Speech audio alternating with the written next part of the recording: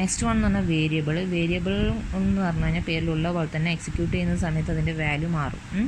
അപ്പം വേരിയബിൾ എന്ന് പറഞ്ഞു കഴിഞ്ഞാൽ ഐഡൻറ്റിഫയർ ആണ്. ഐഡൻറ്റിഫയർ എന്താണെന്ന് അറിയാം, യൂസർ ഡിഫൈൻഡ് ആണെന്ന് അറിയാം. നമുക്ക് ഇഷ്ടമുള്ള പേര് അതിന് കൊടുക്കാം.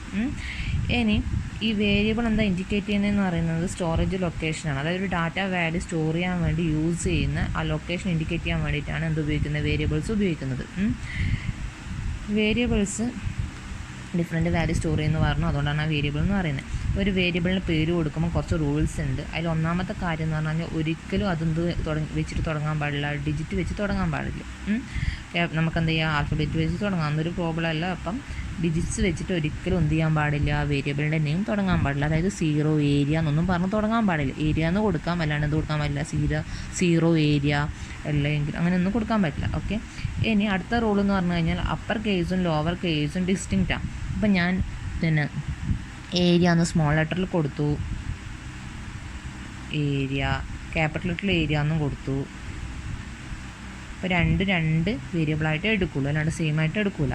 ഏരിയ ആണ് സംഭവം, പക്ഷേ അപ്പർ കേസിൽ വേറെ ഒന്ന്, ലോവർ കേസിൽ വേറെ ഒന്ന്. അതുകൊണ്ട് രണ്ട് വേരിയബിളായിട്ട് എടുക്കുള്ളൂ.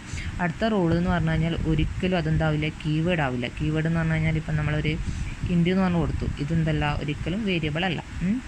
ഇനി സ്പേസ് അതായത് അങ്ങനത്തെ കാര്യങ്ങളൊന്നും യൂസ് ചെയ്യാൻ പറ്റില്ല. അതെന്ന് പറഞ്ഞു കഴിഞ്ഞാൽ എന്തല്ല, നമ്മളെ വേരിയബിൾ അല്ല. പിന്നെ വേരിയബിൾ എന്ന് പറഞ്ഞാൽ എത്ര ലെങ്ത്ത് വേണേലും ആവാം, സീൻ്റെ പോലെ 32 ബിറ്റ് അങ്ങനെയൊന്നുമില്ല. ഓക്കെ.